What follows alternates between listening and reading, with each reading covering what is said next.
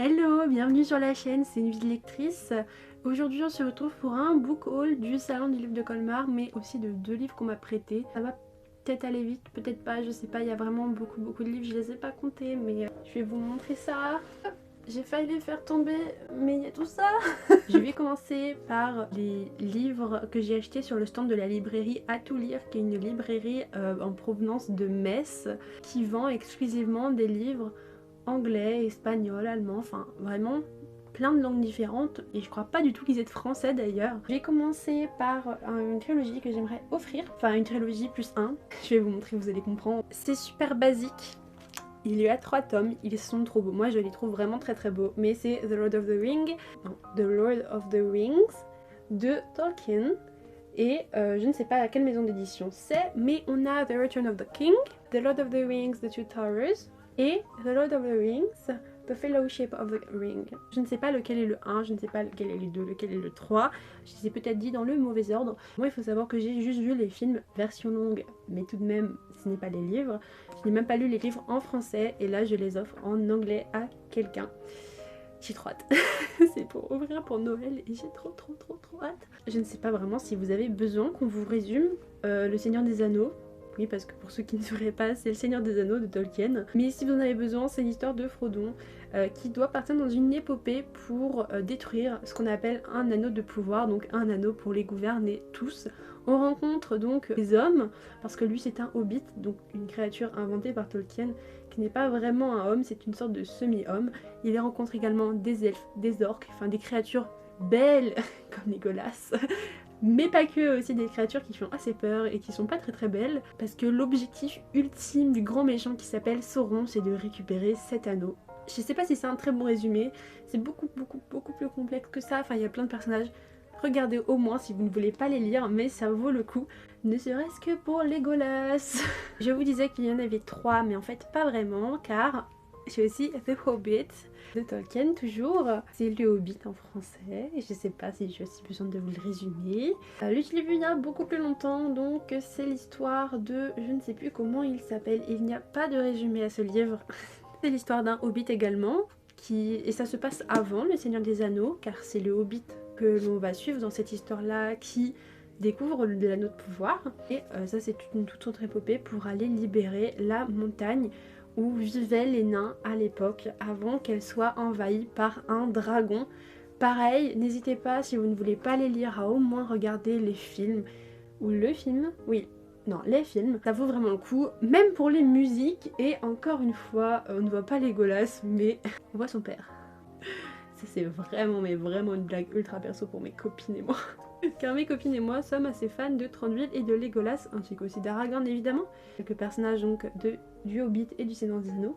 Ce livre-là, pourquoi je l'ai pris? Parce qu'en fait je suis retournée exclusivement le deuxième jour du salon du livre pour l'acheter de base, pour faire le cadeau. C'était lui que j'avais repéré et pas tout de suite le Seigneur des Anneaux. Mais il faut que je vous le montre, c'est un hardback. Voilà à quoi il ressemble sans sa dust jacket. Voilà, il est tout simple avec écrit The Hobbit Chair Tolkien ici.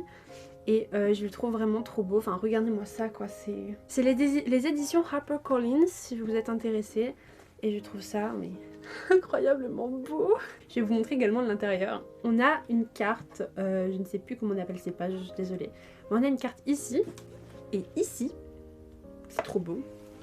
On a quelques illustrations, même si elles sont très éparses.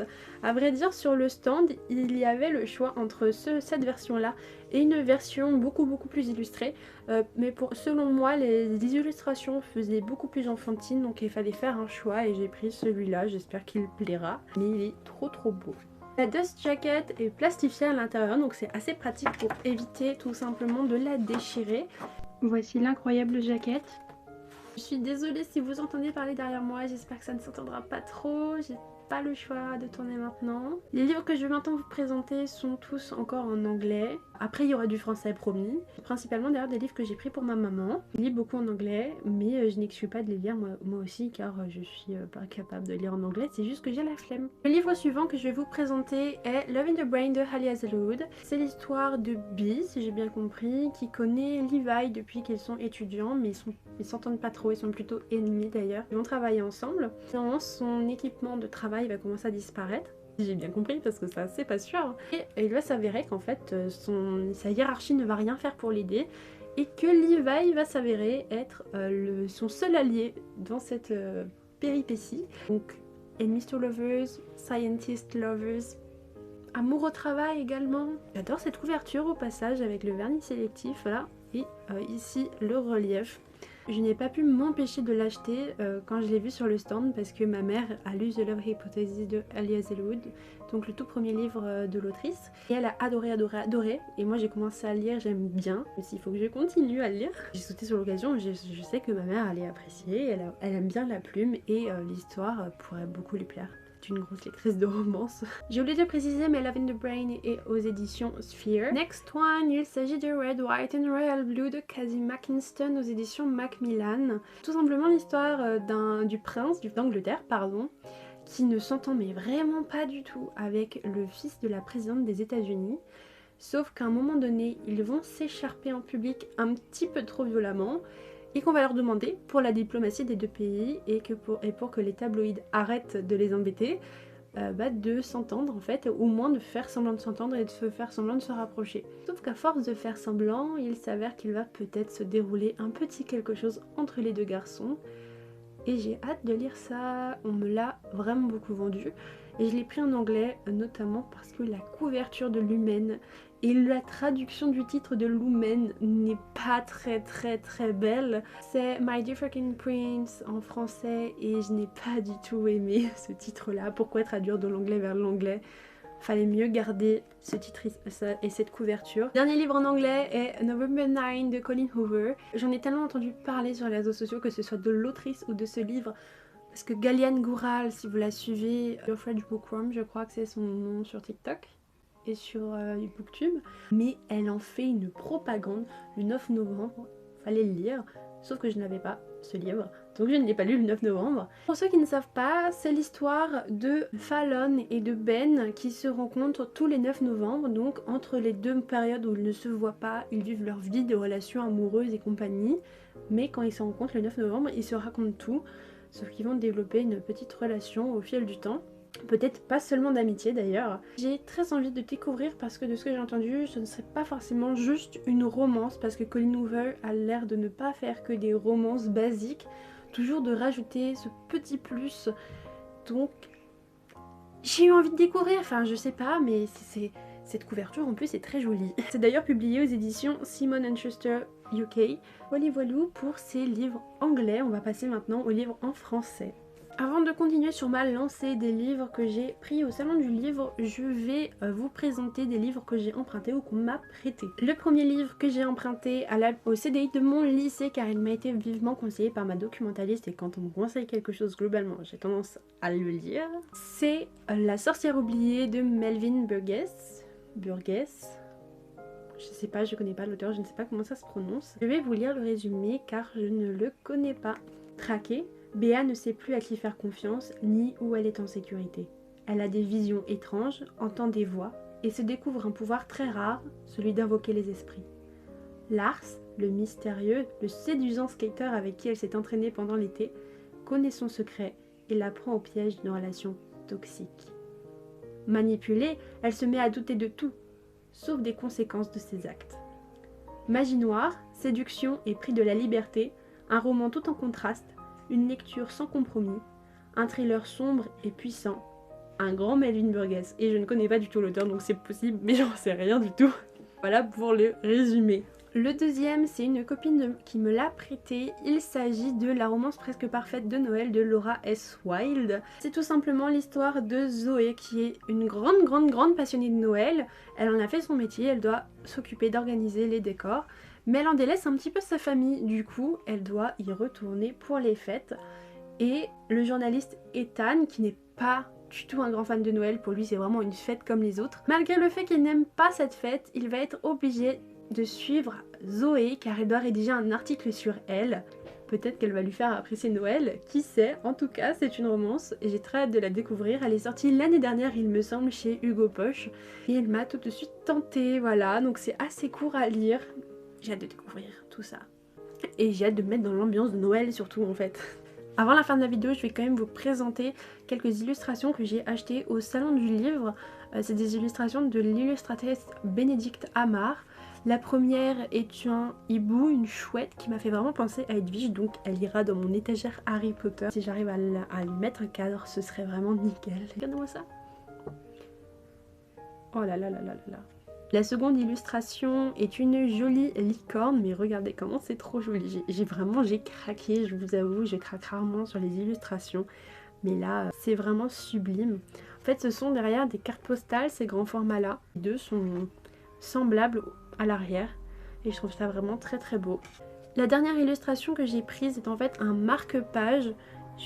Voilà, je sais pas si vous verrez. Donc là, on a une sorte de petit chat avec un livre ici.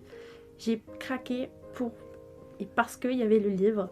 Et derrière, j'ai Laura un petit dessin avec la dédicace. Son travail est vraiment beau et l'illustratrice était vraiment adorable, donc aucun regret. Ça coûtait vraiment pas très cher, ça c'était 2 € et ça c'était 1 €. C'est quand même rare à ce prix-là, donc j'ai craqué. Le suivant est Bon baiser de Copenhague de Zoé Brisby. Il s'agit de l'histoire de Brune qui se rend compte qu'elle ne trouvera jamais l'homme de sa vie, que l'homme parfait n'existe pas. Et elle est assez triste de ça, mais en même temps, en plus, elle a envie d'avoir un enfant, donc elle décide de prendre une décision assez importante pour sa vie et d'aller à Copenhague, au Danemark, pour choisir dans un catalogue spécialisé le futur père de son enfant, qu'elle décidera d'élever seule. Sauf que sur place, elle rencontre Gunnar, qui est un peu un capitaine Haddock, en tout cas, il ressemble au capitaine Haddock avec un accent belge. Et il y a peut-être une petite romance entre les deux, qui sait. On va voir tout ça quoi. En plus il est dédicacé, quasi tous mes livres en français sont dédicacés. Le livre suivant est La vie a plus d'imagination que nous de Clarisse Sabar. Et c'est l'histoire de Léa qui a récemment quitté son petit ami Clément et qui doit retourner passer les fêtes dans sa famille, sauf qu'elle n'a pas très envie, elle trouve sa famille un petit peu ennuyeuse et elle a peur de ce qui pourrait se passer. Elle n'a peut-être pas totalement tort car une semaine avant Noël, elle doit récupérer son père ivre-mort à l'hôpital. En plus, sa mère cherche à la recaser avec son ex, sa grand-mère l'a inscrite en secret sur un site de rencontre et son oncle invite un étranger, un SDF, à leur table pour Noël. Donc elle se demande vraiment ce qui va pouvoir se passer pour elle. Mais avec un peu de chance, la magie de Noël va faire effet et va peut-être réussir à passer de bonnes fêtes malgré ce qui n'annonçait pas du tout bon augure. Donc c'est une histoire qui est publiée aux éditions Charleston Poche. Et voilà à quoi ça ressemble. Donc c'est très noëlesque également. Le dernier livre de poche que j'ai acheté, je pense que tout le monde le connaît. Enfin je veux dire, ça est sorti il y a quasiment 10 ans je crois. Il s'agit de Phobos de Victor Dixon.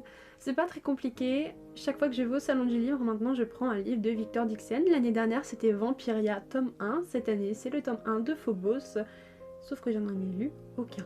Peut-être me fais-je avoir par la hype autour de cet auteur, mais bon, si on peut soutenir un auteur français qui a autant de popularité, même à l'étranger, qui se fait traduire à ce point, pourquoi pas. C'est donc publié aux éditions PKJ et c'est l'histoire de 12 astronautes qui sont envoyés dans l'espace pour une émission de télé-réalité et de speed dating. Mais il s'avère que le voyage n'était peut-être pas prévu avec un retour.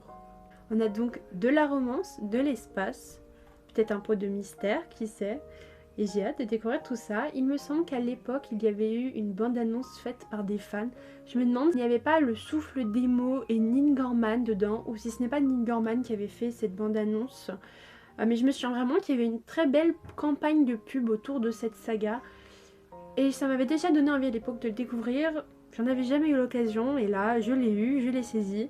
Et j'ai hâte de lire tout ça, même si on ne sait vraiment pas quand est-ce que je le lirai, puisque je n'ai toujours pas lu Vampiria au bout d'1 an. Les 4 livres suivants, qui seront également les derniers, viennent tous de la même maison d'édition. Il s'agit des éditions du Petit Caveau, mais je dois avouer qu'en plus d'avoir des histoires assez intéressantes, on m'a extrêmement bien vendu leurs livres. Le premier est Millarca de Orlan Escoffier, donc toujours aux éditions du Petit Caveau. Il s'agit d'une réécriture de l'histoire de Carmilla, qui est une comtesse vampire avide de sang. Il semble que dans l'histoire originelle, le premier livre, le classique, soit vu comme une comtesse avide de sang qui séduit la jeune Laura. et la tue à petit feu avant de se faire chasser par le père de celle-ci. Sauf que selon Carmilla, ce n'est pas la vraie version de l'histoire, elle décide de tout raconter, de dire ce qui s'est passé. Peut-être qu'en fin de compte, Laura, quelques siècles plus tard, est toujours en vie. C'est super court, les livres de la maison d'édition ont l'air vraiment courts, donc j'ai hâte de lire tout ça. C'est écrit pas trop petit. L'arrière est écrit plus gros, ce qui est assez pratique pour les malvoyants, voilà, je tiens à le souligner. En plus, c'est pas très cher, donc ça vaut vraiment le coup. La suite n'est pas un, mais 3 livres. Il s'agit en réalité d'une trilogie que j'ai acheté à 20 €. Les 3 livres, ça valait vraiment le coup. Il s'agit de la trilogie Le cycle des âmes déchues. Nous avons donc Le mal en demeure, Le sacrifice des damnés et Cœur de ténèbres. J'adore les couvertures d'ailleurs au passage. Même si je ne suis pas la plus grande fan de couvertures avec des personnages réels dessus. Ça va être assez compliqué de vous résumer la trilogie. Mais il semblerait qu'une famille possède un manoir à Londres au 19e siècle. Alors moi franchement j'ai vu Vampire Romance Londres 19e siècle. J'ai pris, sans même forcément chercher à en savoir plus. C'est des mots-clés qu'il me fallait. Mais donc ils ont un petit problème avec leur manoir et ils font intervenir des experts du vampirisme. Sauf que quand les experts arrivent, ils se disent ouais, il y a vraiment un problème avec ce manoir. Ça, c'est encore une fois des livres assez courts, celui-ci est le plus gros, mais c'est des livres franchement courts. Donc je pense que ça se lit vite, c'est pas écrit trop petit à l'intérieur en plus, donc let's go! Et voici pour tous les livres. J'espère que ce book haul vous aura plu. Il y en a un total de 16 que je ne vais pas tous lire puisqu'ils ne sont pas tous pour moi. Les livres en VO ne vont pas forcément être lus par moi. Même si je peux les lire, j'ai souvent vraiment la flemme de lire en anglais alors que je pourrais. Et il y a également des cadeaux qui vont être faits. Donc tout ça là, ça fait beaucoup, c'est lourd, je vais reposer ça. J'espère que ce book haul vous aura plu. Je vous invite à regarder d'autres vidéos de ma personne, à me suivre sur les réseaux sociaux. Également à partager, c'est super important. Et surtout, si vous avez un avis sur un des livres que je vous ai présenté dans cette vidéo, n'hésitez pas à me le donner. Je suis toujours preneuse, ça m'intéresse énormément de connaître votre avis et puis pouvoir le comparer avec le mien une fois que je les aurai découverts et lus. N'hésitez pas à mettre un petit like et à vous abonner. À bientôt, je l'espère. C'était une vie de lectrice.